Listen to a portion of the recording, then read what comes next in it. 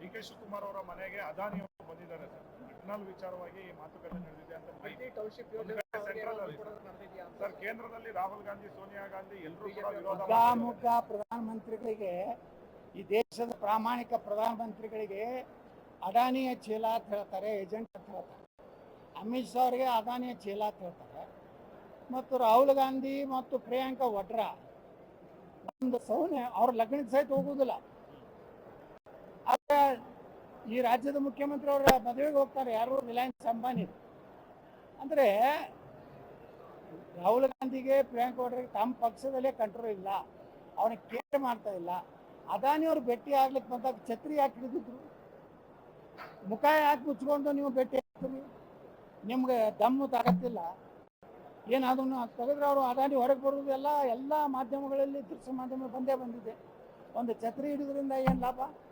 ಏನಾದ್ರು ಛತ್ರಿ bullet proof ಇತ್ತ, ಅಥವಾ ಅಲ್ಲಿ ಯಾರಾದ್ರೂ ಗುಂಡು ಹಾಕ್ಲಿಕ್ಕೆ ಬರೋರಿದ್ರ ಅದಾನಿಯವ್ರಿಗೆ? ಈ ರೀತಿ ನಿನ್ನೆ ಅದು ಎಲ್ಲ ಇವು ಚರ್ಚೆ ಆಗಬೇಕಾಗಿತ್ತು ವಿಧಾನಸಭೆಯಲ್ಲಿ.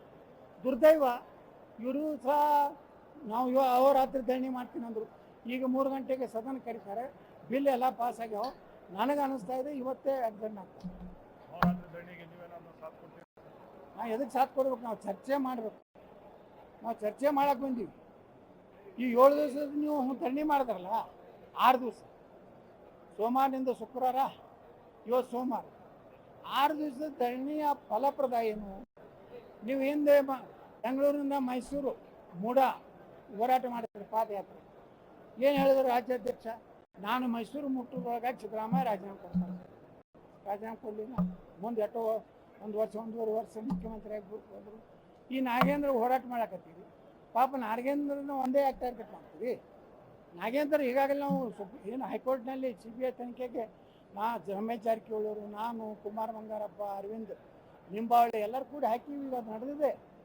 ಅವರು ರಾಜ್ಯಪಾಲರ ಇದನ್ನು ಕೇಳಿದ್ದಾರೆ, ಅವ್ರ ಮೇಲೆ ಪ್ರಾಸಿಕ್ಯೂಷನ್ಗೆ ಅನುಮತಿ ಕೇಳಿದ್ದಾರೆ. ಇಷ್ಟೆಲ್ಲ ಹಂತ ಆಗಿದೆ.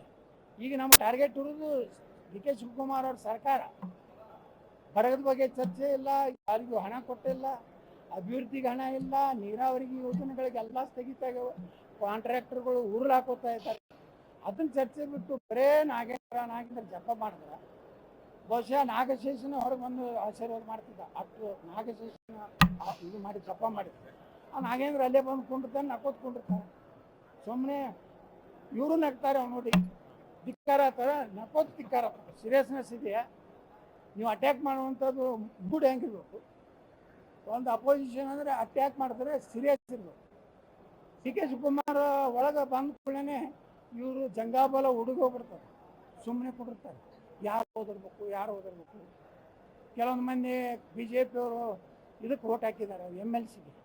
ಅವ್ರು ಎಲ್ಲೆಲ್ಲಿ ಹೋದ್ರೆ ನಿನ್ನ ತೆಗಿತೀರ ಅವ್ ಅನ್ಸುತ್ತೆ.